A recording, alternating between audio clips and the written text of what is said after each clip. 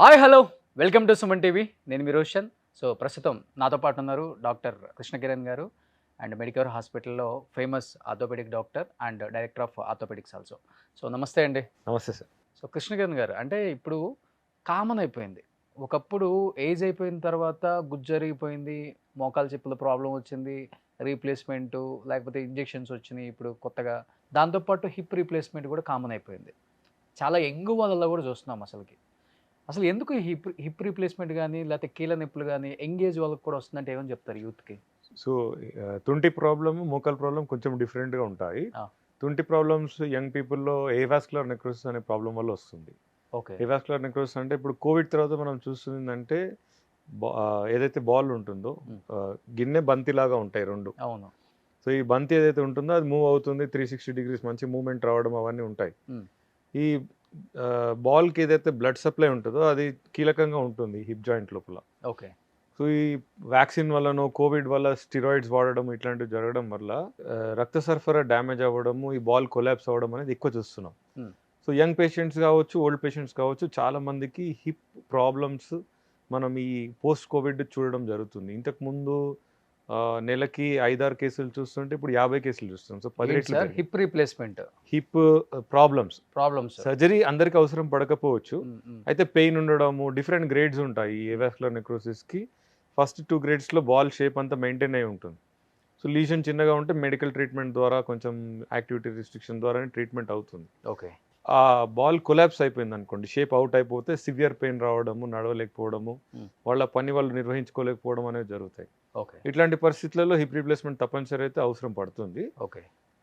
అట్లాగే మీకు rheumatoid arthritis అని, కీళ్ళ వాతం అని ఇట్లాంటి ప్రాబ్లమ్స్ వల్ల కూడా హిప్ జాయింట్ డ్యామేజ్ అవుతుంది. యాంకైలోజింగ్ స్పాండైటిస్, హ్మ్. హ్మ్. రుమటాయిడ్స్ ఇవన్నీ యంగ్ పేషెంట్స్‌లో అవుతాయి. ఓకే. మీరు అడిగినట్టు మోకాల్లో కూడా కొంచెం యంగ్ పేషెంట్స్‌లోనే ప్రాబ్లమ్స్ చూస్తున్నాము. మెటబాలిక్ డిసీజ్ వల్ల ఉండొచ్చు. ఎందుకంటే లైఫ్ స్టైల్ గనుక చూసినట్లయితే పరుగులు పొద్దున్నుంచి రాత్రి పరిగెత్తడము, స్ట్రెస్ ఎక్కువ ఉండడము, ఆహారం సరిగ్గా లేకపోవడము, డిఫరెంట్ టైప్స్ ఆఫ్ ఆయిల్స్, బయట ఫుడ్స్.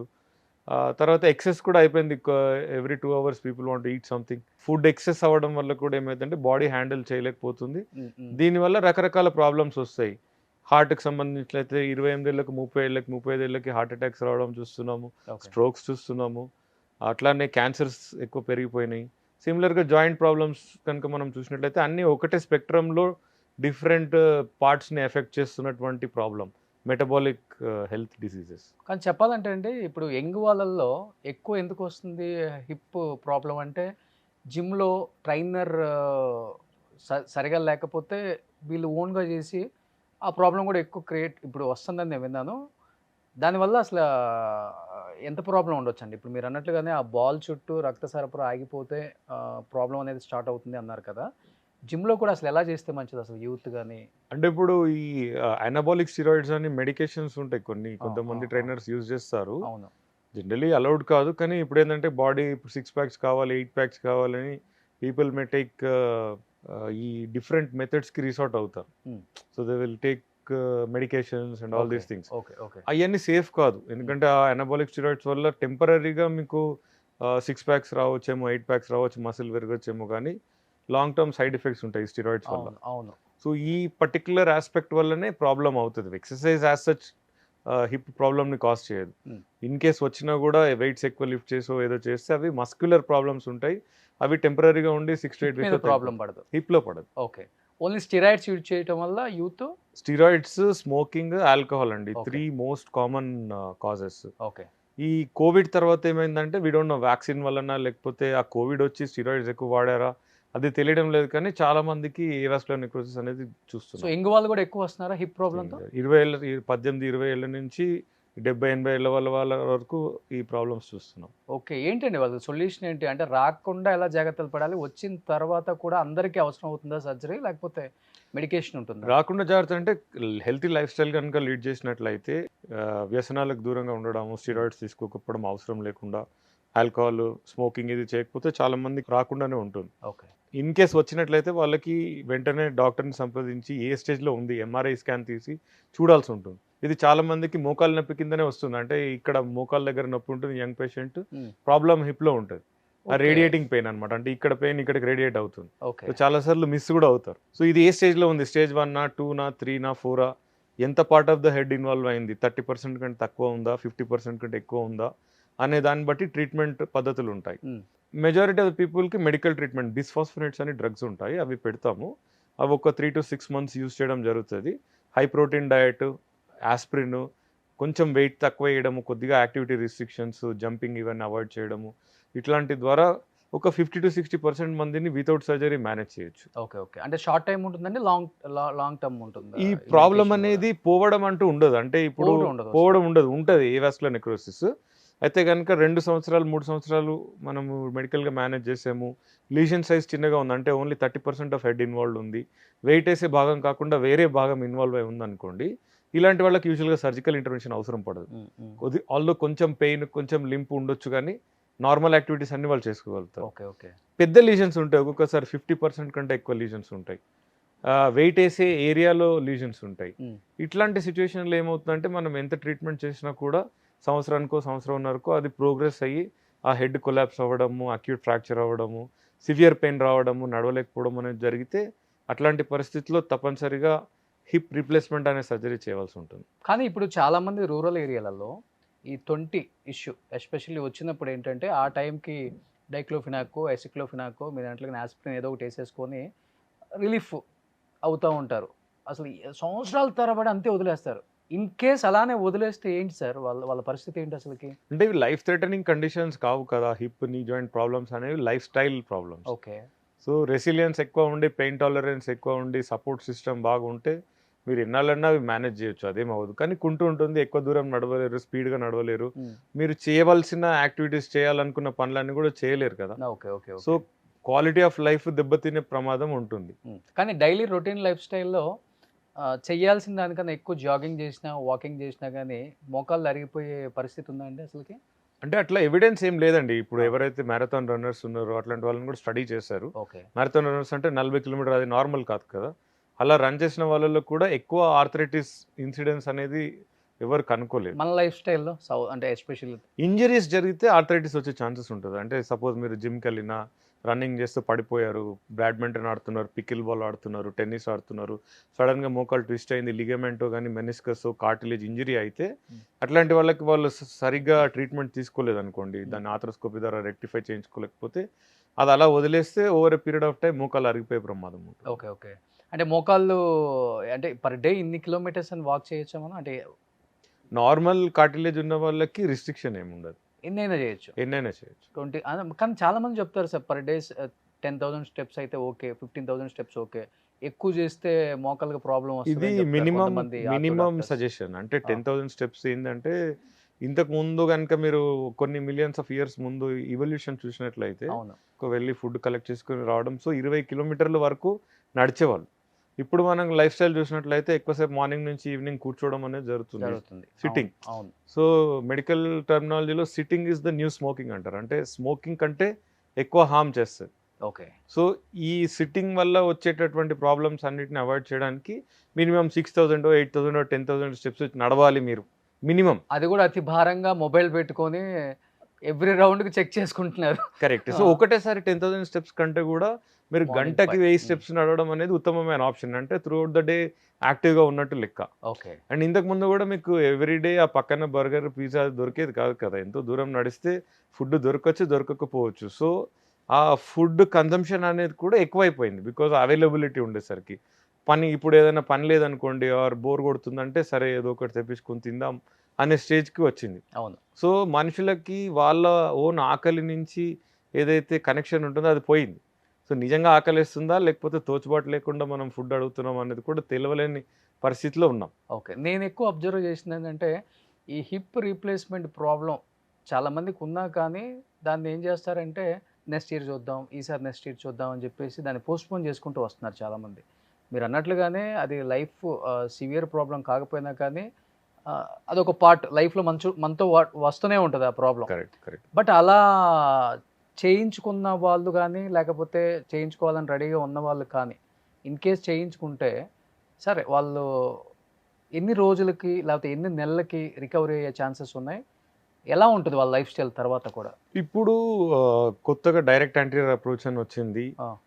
ఏ మసిల్స్ టిష్యూస్ కట్ చేయకుండా సర్జరీ చేయడం జరుగుతుంది. ఓ దీనికి కూడా ముందు నుంచి ఆపరేషన్ చేస్తాం. ఓకే. సో స్మాల్ కట్ ద్వారా ఆపరేషన్ జరుగుతుంది. ఇట్లాంటి పేషెంట్స్ చాలా మంది 4-5 గంటలు 6 గంటల్లోనే నడుస్తారు ఇండిపెండెంట్ గా. వాళ్ళు 1 డేలో ఇంటికి వెళ్ళిపోవచ్చు 24 hours లో. 4 weeks లో వాళ్ళ పని వాళ్ళు చేసుకోవచ్చు. యాజ్ యూజువల్ గా బిఫోర్ ఎలా ఉన్నారు అలానే. నేను 20 చేయించుకున్నాను, హిప్ తెలియదు అసలు. హిప్ జాయింట్ ఫర్గాటన్ జాయింట్ అంటే సర్జరీ అయినాక మంచిగా సర్జరీ కనుక చేసినట్లయితే సర్జరీ అనేది కూడా తెలియదు వాళ్ళు. స్విమ్మింగ్ లో దూకొద్దు, రిస్ట్రిక్షన్స్ ఏముండవు, జిమ్ కి వెళ్ళొద్దు, ఇలాంటి ఏం ఉండవు. ఏం రిస్ట్రిక్షన్స్ ఉండవు. ఓన్లీ అయితే భయపడకుండా చేయించుకోవచ్చు. హ్యాపీ. సో ఇప్పుడు మీకు ఏం చేస్తారంటే ఈ హెడ్ అండ్ నెక్ కట్ చేస్తాము. ఓకే. ఇది కోటెడ్ ఇంప్లాంట్ ఉంటుంది, స్టెమ్ దీనికి కోటింగ్ ఉంటే దీని లోపల ఫిట్ చేస్తాం. ఓకే. ఏమైందంటే after few weeks bone will form into that implant. So it will become one with the body. Okay. ఈ హెడ్ ఏమో సిరామిక్ హెడ్ ఉంటుంది. సిమిలర్లీ ఇట్లా సాకెట్ ప్రిపేర్ చేసి అది కూడా ప్రిపేర్ చేస్తాము. చేసి దీన్ని పెట్టేస్తాం. ఇది కరెక్ట్ పొజిషన్ లో ఉండాలి. ఇప్పుడు ఇట్లా పెట్టకూడదు, ఇట్లా పెట్టకూడదు. ఓకే. దాన్ని కరెక్ట్ గా ఎట్లయితే ఉందో మూమెంట్ అంతా ఆప్టిమైజ్ చేసేటట్టు పెట్టాలి. ఓకే. సో ఇప్పుడున్న మోడర్న్ టెక్నాలజీ ఏంటంటే uncemented hip replacement, ceramic head on highly cross link polyethylene use చేస్తున్నాం. ఓకే. సో దీనికి expected survivorship for 30 years is 92 to 95%. అంటే ఈరోజు సర్జరీ చేస్తే 100 మెంబర్స్కి 95 మందికి 30 ఏళ్ళ తర్వాత ఇంకా పనిచేస్తుంటారు. ఓకే. ఓకే. సో ఇప్పుడు మనం ఏదైతే సెట్ చేసి పెట్టేస్తామో దీన్ని లైఫ్ లాంగ్ అలానే ఉంచుతారండి? 30 సంవత్సరాలు ఇది మార్చడానికి ఉండదు. ఓకే. కానీ వేర్ అండ్ టేర్ అయ్యి ప్రాబ్లం కావచ్చు, కింద పడి ఫ్రాక్చర్ కావచ్చు, ఇట్లాంటి ఇష్యూస్ ఉండొచ్చు. మళ్ళీ అప్పుడు చేంజ్ చేసుకోవాలి. అప్పుడు చేంజ్ చేయాల్సిన అవసరం రావచ్చు. ఈ మెటీరియల్ ఏదైతే బయోమెటీరియల్ యూజ్ చేస్తున్నామో ceramic highly cross link polyethylene, ఇది గనక అరిగిపోయినట్లయితే, ఓకే, సపోజ్ పొజిషన్ సరిగ్గా చేయలేదు, ఇట్లా పెట్టాము, అప్పుడు ఏంటంటే ఎడ్జ్గా తగులుతుంది కదా. అందుకే సర్జరీ చేయడం నడిచేటప్పుడు ఎక్సెంట్రిక్ గా ఉంటే అరిగిపోతుంది. కరెక్ట్ పొజిషన్ లో పెట్టాము అనుకోండి లాంగ్ లైఫ్ ఉంటుంది. రెండో ప్రాబ్లం ఏమవుతుందంటే మీకు మూమెంట్ లో సరిగ్గా చేయకపోతే సర్జరీ హిప్ బయటకు వచ్చేసే ఛాన్స్ ఉంటుంది. డిస్లొకేషన్ చేసే డాక్టర్ కూడా చాలా ఇంపార్టెంట్. చేసే విధానము చాలా ఇంపార్టెంట్. తర్వాత లెంగ్త్ కానివ్వండి, ఈ లెంగ్త్ ఇంక్రీజ్ చేసినా తగ్గించినా కూడా ప్రాబ్లం నడిచేటప్పుడు. సో ఎట్లయితే ఉందో అది క్యాలిబ్రేట్ చేసి కరెక్ట్ గా అదే పొజిషన్ లో పెట్టాలి. లెంగ్త్ దాని పొజిషనింగ్ అంతా కరెక్ట్ పెడితే సాఫ్ట్ టిష్యూస్ అనేది సరిగా పనిచేస్తాయి. ఓకే. ఓకే. ఓకే. ఇది మీరు ఓవర్ లెంగ్త్ చేసినా, షార్ట్ గా వదిలేసినా, మ్యాల్ పొజిషన్ చేసినా ప్రాబ్లం అవుతుంది. సో భయపడకుండా అయితే చేయించుకోవచ్చు, భయపడకుండా చేసుకోవచ్చు. కానీ మన ఎక్స్పీరియన్స్ సర్జన్ తోటి చేయించుకుంటే మంచి ఆప్షన్. సో లైక్ మీ. సో ఇది healthy and moderate and severe and implant. So ఎక్కువ ప్రాబ్లం ఇప్పుడు యూత్ లో కూడా వస్తుంది కాబట్టి ఇప్పుడు ఏంటంటే మనకి ఇది కార్టిలేజ్, దీన్ని తెలుగులో మృదులాస్థి అంటారు. మీరు చికెన్ తింటే ఎండ్ లో వైట్ కలర్ ఉంటుంది చూడండి, ఇది కార్టిలేజ్. సో అర్లీ డ్యామేజ్ లో ఏమైతుందంటే కొన్ని ఏరియాస్ లలో కార్టిలేజ్ డ్యామేజ్ అవడం జరుగుతుంది, ఎల్లో డాట్స్ లాగా. సో కార్టిలేజ్ అరిగిపోయి బోన్ ఎక్స్పోజ్ అవుతుంది. అది సివియర్ గా అయినప్పుడు ఏమైతుందంటే ఈ బోన్ మీద బోన్ రబ్ అవ్వడము, సివియర్ పెయిన్ కాజ్ చేయడం జరుగుతుంది.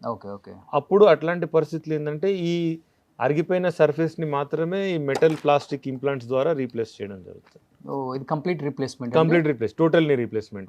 ఇట్లనే సపోజ్ ఆర్థరైటిస్ ఒకటే కంపార్ట్మెంట్ కి ఎఫెక్ట్ అయి ఉంది అనుకోండి, ఇదంతా నార్మల్ ఉంటే ఆ పార్ట్ మాత్రమే చేయాల్సిన అవసరం లేదు. అయితే 20-30% మంది దానికి సూటబుల్ ఉంటారు. మన దేశంలో ఏంటంటే చాలా మందికి అపోహలు ఉన్నాయి, అసలు చేయొచ్చా, ఇది చేస్తే ఏమవుతుందేమో, హాఫ్ బదులు ఫుల్లే చేయించుకుందాం అట్లా ఆలోచిస్తారు. అట్లా ఉండదు. ఎవరికైతే చెప్పినా ఫుల్ కావాలంటారు, హాఫ్ చెప్పినా వద్దులే ఇప్పుడు ఫుల్ కావాలంట, అంటే హాఫ్ ఫుల్ అట్లా ఆలోచిస్తారు. కానీ అరుగుదలని బట్టి కింద కూర్చోవడము, బాస్పెట్లు వేసుకుని కూర్చోవడం, అన్ని పనులు చేసుకోవచ్చు. లైఫ్ లో హాఫ్ కి ఫుల్ కి పెద్దగా డిఫరెన్స్ ఉండదు, ఒక 3 to 4% డిఫరెన్స్ ఉంటుంది. అయితే రికవరీ కానివ్వండి, క్వాలిటీ ఆఫ్ లైఫ్ కానివ్వండి, హాఫ్ కి బెటర్ ఉంటుంది. అందరు సూటబుల్ కాదు. ఇప్పుడు ఈ పార్ట్ లో అరిగిపోయింది అనుకోండి, వాళ్ళకి హాఫ్ చేస్తే వాళ్ళకి పెయిన్ రిలీఫ్ ఉండదు. కొంతమంది వచ్చి మాకు ఇక్కడే నొప్పి ఉందని చెప్తారు, అది మోకాలు నొప్పి కాదా? మోకాలు నొప్పి, కానీ ఒకటే కంపార్ట్మెంట్ కి సంబంధించిన. సో ఇందులో ఏంటంటే లిగమెంట్స్ అన్ని ఇంటాక్ట్ ఉంటాయి, మిగతా అంతా నార్మల్ ఉంటాయి. సేమ్ ఇలాంటి మెటీరియల్ వేస్తారండి? సేమ్ మెటీరియల్ ఉంటుంది, కానీ ఒకటే పార్ట్ ఆఫ్ ఇట్. నేను మోకాలు ఆపరేషన్ చేయించుకున్నాను చెప్తారు కదా, అదే ఇది. సో ఇదే వేస్తారనమాట, ఇది కింద ఫిట్ చేస్తారు, ఇదేమో పైన ఫిట్ చేస్తారు. పాపం చాలా మందికి మోకాళ్ళ ఆపరేషన్ చేయించుకునే వాళ్ళకి తెలియదు కదా, సేమ్ ఇదే మీ మోకాళ్ళల్లో కూడా ఉండేది. సో ఇది స్టీల్, ఇది కోబాల్ట్ క్రోమ్ టైటానియం తోటి తయారు చేస్తారు. ఓకే. సో ఇది మెడికల్ గ్రేడ్ ఉంటుంది. దీన్ని సిమెంట్ తోటి కానీ అన్సిమెంటెడ్ కానీ ఫిక్స్ చేయడం జరుగుతుంది. ఇట్లా కూడా. అండ్ దీన్ని ప్రాపర్ గా కట్ చేసి మెషిన్ చేయడము, పేషెంట్ కి ఆర్థరైటిస్ రాకముందు ఎలాగైతే మోకాలు ఉండేదో అలా సో తయారు ప్రెజెంట్ నాదైతే ఇదే అనుకుంటా. మీది అదే ఉంది. మీరు కింద కూడా కూర్చున్నారు కదా. ఓ కింద కూర్చోకపోతే అది కదా. కింద కూర్చోలేరు అంటే ప్రాబ్లం అయితే ఉన్నట్టు. మా కెమెరామెన్ భాస్కర్ కూర్చోలేకపోతున్నాడండి. ఆయన చూపిద్దాం మరి ఎక్స్రే చూసి. కానీ ఇది ఐడెంటిఫై అనేది ఫస్ట్ సెకండ్ తెలుసుకోరు పాపం. ఫస్ట్ స్టేజ్లో అసలు అవసరం ఉండదు. ఓకే. అర్లీ స్టేజెస్లో కనుక వస్తే చాలా రోజులు మనం medical treatment, physiotherapy, weight loss, okay, injections వీటి ద్వారా మనం మేనేజ్ చేయొచ్చు. కానీ ఫస్ట్ స్టేజ్లో వచ్చినప్పుడు ఆ లాస్ట్ దాకా తెచ్చుకోకుండా మెడికేషన్తో ఏమైనా ఉందండి? సో చాలా మంది అపోహల వల్ల కరెక్ట్ న్యూట్రిషన్ తీసుకోరు. అంటే ఇప్పుడు balance diet 30% carbs, 30% protein, 30% fat, process refined food avoid చేసి హోమ్ మేడ్ హెల్దీ ఫుడ్ తీసుకోవడం, హోల్ ఫుడ్స్ తీసుకోవడం అనేది చేయరు. సో వెయిట్ లాస్ అనేది చాలా డిఫికల్ట్ వర్టికల్ అయిపోయింది. మీరు నీ టచ్ చేసి చెప్తారా ఏ స్టేజ్లో ఉందో? చూడగానే చెప్పగలుగుతాం. వాకింగ్ నడుచుకుంటూ వస్తేనే తెలుస్తుంది ఇది ఏ స్టేజ్లో ఉందని. ఓకే. ఈజీగా నడుస్తున్నారు అంటే వాళ్ళకి సివియర్ ఆర్థరైటిస్ లేనట్లు లెక్క. బట్ నీ చూస్తే మీకు తెలియదు. నీ టచ్ చేస్తే కూడా మనకి సౌండ్స్ రావడము, ముట్టుకున్న దగ్గర పెయిన్ ఉండడము, ఇట్లాంటి వాటి ద్వారా we can figure out. Doctor గారు నాకు చెక్ చేస్తారా ఏమన్నా? జస్ట్ చేయమంటే చేస్తాను. ప్లీజ్ అక్కడే కూర్చోండి. ఇక్కడే కూర్చోవాలా దీనికి చెక్ చేయడానికి? చెక్ చేయడానికి కూర్చోవాలి. పోన్లే డాక్టర్, ఇవాళ నాకు ఒక 600 రూపాయలు కాల్ స్ట్రైట్ చేయండి, బెండ్ చేసుకోండి, ఒక 600 తగ్గినాయి చాపండి, మెడికల్ వరకు వెళ్ళకుండా. బెండ్ శుభ్రంగా ఉంది. పోన్లే ఫస్ట్ స్టేజ్లో ఉన్నాం. ఓ హిప్ ఉంది చెక్ చేయడానికి లేదండి? హిప్ ఏంటంటే పండుకోబెట్టి చెక్ చేయాలి. వద్దులే ఇప్పుడు సో యూత్లో ఇవన్నీ అవేర్నెస్ రావడానికి అనమాట. ఎందుకంటే హెల్త్ అనేది చాలా ఇంపార్టెంట్. ఇది మన ప్రాపర్టీ. దీన్ని జాగ్రత్తగా చూసుకుంటే ఎన్ని ప్రాపర్టీస్ అయినా వస్తాయి. ప్రాపర్టీస్ వచ్చే పనిలో పడి మనం మిగతాయన్నీ మర్చిపోతున్నాం. అప్పుడేమో చివరికి ఏమవుతుందంటే ప్రాపర్టీస్ అన్ని మన దగ్గరే ఉంటాయి లాకర్లో, కానీ మనకి హెల్త్ ఉండదు ఎంజాయ్ చేయడానికి. So health is wealth. First health మీద ఫోకస్ చేయండి. అది ఈ ప్రాబ్లమా, హిప్ ప్రాబ్లమా, హార్ట్ ప్రాబ్లమా కాదు. చిన్నది వచ్చినప్పుడు హాస్పిటల్కి వెళ్ళటం చూపించుకోవడం ఉత్తమమైన పని. Yes. కానీ ఇప్పుడు రోబోటిక్ వచ్చింది కదా, దానివల్ల భయపడుతున్నారు కొంతమంది. అంటే డాక్టర్ చేసేదానికి మిషన్ చేసేదానికి చాలా డిఫరెన్స్ ఉంటుంది కదా. దాని సక్సెస్ రేట్ ఎంతవరకు తెలియదు మనకి. మళ్ళీ రివర్స్ అయిపోతాయి, మళ్ళీ చేయించుకోవాలి. ఎందుకంటే ఆల్రెడీ మోకాళ్ళు ఆపరేషన్ చేయించుకున్న వాళ్ళు కుదరక మళ్ళీ చేయించుకుంటున్నారు. లైక్ మీరు చెప్పినట్లు హిప్ ప్రాబ్లం అక్కడ కూడా వస్తుందేమో, మేబీ నాకు తెలియదు. ఏంటి సార్ అది? సో సర్జన్ మంచోడు ఉంటే వాడికి రోబోట్ యాడ్ ఆన్ అవుతుంది. ఓకే. రోబోట్ దానంటే అది ఏం చేయదు. సో సర్జన్ ఇన్పుట్ ఇస్తాడు, సిటీ స్కాన్ తీసో లేకపోతే ఇంట్రాప్ మ్యాపింగ్ చేసో ఇట్లాంటివి చేసి ఈ పర్టికులర్ పేషెంట్కి బోన్ ఎలా ఉంది, ఎక్కడ అరిగిపోయింది, వంకర ఎంత ఉంది, కొన్ని దాని స్ట్రెంగ్స్ ఉంటాయి. ఇప్పుడు angular deformity calculation, range of motion calculation, cutting the bone at a particular angle అనేది పర్ఫెక్ట్గా చేస్తుంది. కానీ ఎవరికి ఎట్లా కట్ చేయాలి, ఏ పొజిషన్లో వదలాలి, అవన్నీ కీలకమైన డెసిషన్స్ డాక్టరే తీసుకుంటాడు. Okay. So it's a synergistic thing. What ever is the strength of the robot అది చేస్తుంది, what ever is the strength of the surgeon వాళ్ళు చేస్తారు. ఓకే. సో ఇప్పుడు రజనీకాంత్ రోబో సినిమా లాగా రోబో వచ్చి సర్జరీ చేయడం అనేది కొన్ని సంవత్సరాలు ఉంది. సో ఇంకా మాకు కొన్నాళ్ళు టైం ఉంది డాక్టర్లకి ఇంకా కొద్దిగా పనిచేయడానికి. ఓకే. అది ఇప్పుడు అలాంటి పరిస్థితి కాదు. ఇప్పుడు సెమీ ఆటోమేటిక్ రోబోట్స్ ఇవి ఏంటంటే ఫెసిలిటేటర్స్ ఆఫ్ ఆపరేషన్. వాళ్ళు స్టిల్ సర్జన్సే ఉంటారు. మంచి సర్జన్ ఉన్న వాళ్ళకి ఈజీ ప్రాసెస్. అది కూడా కంప్యూటర్ అసిస్టెడ్ ఎలాగైతే చేస్తామో రోబోటిక్ ఇంకొక అడిషనల్ థింగ్. ఇందులో ఏముంటుందంటే మీకు ప్లానింగ్తో పాటు కటింగ్ టూల్ కూడా ఉంటుంది. ఓకే.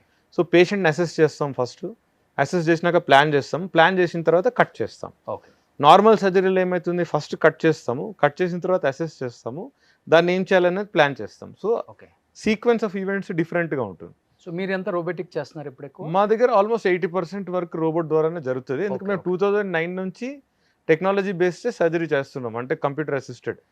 అది సుపీరియర్ అని కాదు, కానీ కొన్నిట్లో అది సుపీరియర్. ఏంటి అంటే మీకు ఇప్పుడు సపోజ్ నేను బోన్ని 3 degreesలో కట్ చేయాలి, 3 degrees నేకెడ్ అయ్యి మనం ఫిగర్ అవుట్ చేయలేం కదా. ఓకే. సో 3 dimensionsలో చూడలేం కదా. సో ఇప్పుడు రోబోట్ ఏం చేస్తుంది, 3 dimensionలో చూడగలుగుతుంది, 3 dimensionలో ఎర్రర్ లేకుండా ఎగ్జిక్యూట్ చేయగలుగుతుంది. మాన్యువల్ సర్జరీకి ఏంటంటే కొంచెం ఎర్రర్ ఉంటుంది కదా.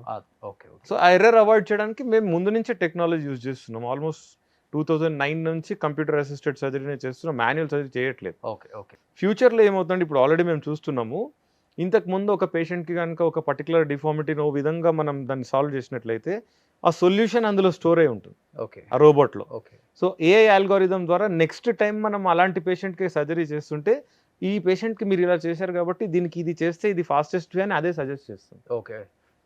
You understand this. Yeah yeah yeah so this is the real value of robot. ఇప్పుడు ఏమవుతుంది, ఎవరో మంచి సర్జన్స్ 10-20 మంది ఉంటారు ప్రపంచంలో అనుకోండి. ఆ 20 మంది బ్రెయిన్ అది మ్యాప్ చేసి ఈ పర్టికులర్ సొల్యూషన్ వేరే ప్లేసెస్లో కనుక అందించగలిగినట్లయితే అది చాలా బెనిఫిటే కదా. బట్ ఇప్పుడు చాలా మంది పేషెంట్స్ అండి, ఎస్పెషల్లీ అర్బన్ వాళ్ళు ఓకే, ఒకటికి ఒక 5 డాక్టర్స్ ఫ్రెండ్స్ ఉంటారు కాబట్టి కామన్గా కనుక్కుంటారు ఏ చిన్న ప్రాబ్లం వచ్చినా, లైక్ నీ కానీ హిప్ కానీ. రూరల్ వాళ్ళు ఏంటంటే డిజిటల్ మీడియా ప్రభావం కూడా ఎక్కువ పెరిగిపోయింది కాబట్టి ఇప్పుడు ఇంజెక్షన్స్ వచ్చాయి. Correct. అంటే ఒక 6 మంత్స్ నుంచి 1 ఇయర్ వరకు ఆ ఇంజెక్షన్ పనిచేస్తుంది ఆ మోకాళ్ళ మీద. సర్జరీ అనేది అవాయిడ్ చేసుకుంటూ వెళ్ళిపోవచ్చు. బాగా ఎక్కువైపోయింది అది. అంటే ఆ ఇంజెక్షన్ కాస్ట్ ఏంటో నాకు తెలియదు, ఆ ఇంజెక్షన్ చేసే మోడ్ ఆఫ్ యాక్షన్ ఏంటో నాకు తెలియదు, అది ఎన్ని సంవత్సరాలు పనిచేస్తుందో తెలియదు మనకి. దానివల్ల వేరే ఆర్గాన్స్ మీద ఎఫెక్ట్ పడటం, లేకపోతే హార్ట్ అటాక్స్ రావటం ఇలాంటివి కూడా వస్తాయని విన్నాను నేను. ఏంటి అసలు ఆ ఇంజెక్షన్ పని ఏంటి అసలుకి? పిఆర్పి అని చెప్పి 3 అదే టైప్స్. పిఆర్పి ఇప్పుడు ఎక్కువ ఇస్తున్నారు. సో కొన్ని స్టడీస్ లో చూపించింది ఏంటంటే అసలు మోడరేట్ మంచిదా అండి అది చేయించుకోవటం? మంచిదంటే మీరు డిపెండ్స్. సజెస్ట్ చేస్తారా? మీరు కూడా చేస్తారా? పిఆర్పి ఇంజెక్షన్ మేము చేయమండి. చేయరు. ఓకే. ఎందుకంటే ఎవిడెన్స్ ఏం లేదు. ఇప్పుడు గ్రేడ్ 4 ఆర్థరైటిస్ అంటే ఇప్పుడు అరిగిపోయింది, బోన్ మీద బోన్ రాసుకుంటుంది, ఇట్లాంటి పేషెంట్స్కి కూడా మేము చూస్తున్నాం చాలా మంది పిఆర్పి ఇంజెక్షన్లు చేయడము, రేడియో ఫ్రీక్వెన్సీ అబ్లేషన్ అని చేయడము. It's almost criminal. ఇట్లా చేయకూడదు. ఎందుకంటే maybe stage 1-2 arthritis where bone still ఉంది, కార్టిలేజ్ స్టిల్ రీగ్రోత్ పొటెన్షియల్ ఉందంటే చేయొచ్చు. But bone on bone arthritis ఉండి వంకరగా వంగిపోయిన వాళ్ళకి కూడా ఇవి చేస్తున్నారు. కాస్ట్ కూడా నీ రీప్లేస్మెంట్ కంటే ఎక్కువ ఛార్జెస్ తీసుకుంటున్నారు. వీటికి ఏం గ్యారంటీస్ ఉండవు. వాళ్ళు వచ్చేసి సైన్ చేయించుకుంటారు 50% అవుట్కమ్ ఉంటుంది, బాగుండొచ్చు బాగుండకపోవచ్చు అని. సో నిజంగా కనుక చూసినట్లయితే ఎండ్ స్టేజ్ ఆర్థరైటిస్లో పిఆర్పికి రోల్ లేదండి. స్టేజ్ 1-2 ఆర్థరైటిస్లో డౌట్ఫుల్ రోల్ ఉన్నది. అంత కాస్ట్ పెట్టించుకొని ఇంజెక్షన్ చేయించుకోవడం without any permanence of the treatment అనేది ఇట్స్ ఇన్అప్రోప్రియేట్. ఇప్పుడు ACL partial tear, medial side collateral ligament partial injuries, ఈ స్పోర్ట్స్ లిగమెంట్ ఇంజరీస్లలో డెఫినెట్గా పిఆర్పి రోల్ ఉంది. కొంచెం ఫాస్టర్గా పేషెంట్స్ రికవర్ అవడం అనేది జరుగుతుంది. ఆర్థరైటిక్ కండిషన్స్లో వెరీ సెలెక్టివ్గా ఎవరైతే సర్జరీకి సూటబుల్ కారో, లేకపోతే వాళ్ళు చేయించుకోవాలనే ఉద్దేశం లేదో, 2-3 ఇయర్స్ పోస్ట్పోన్ చేయాలనే పరిస్థితిలో ఉన్నారు, వాళ్ళకి బోన్ ఆన్ బోన్ ఆర్థరైటిస్ లేదంటేనే ఈ ఇంజెక్షన్స్ ఇవ్వాలి. కానీ ప్రతి ఒక్కళ్ళకి పిఆర్పి ఇంజెక్షన్స్ అనేది మంచి ఆప్షన్ కాదు. Okay, super. Thank you sir, thank you so much. First time ఇంత బాగా ఎక్స్ప్లెయిన్ చేయటం వీటి గురించి. Thank you. చాలా చాలా హ్యాపీ అనిపించింది నాకు.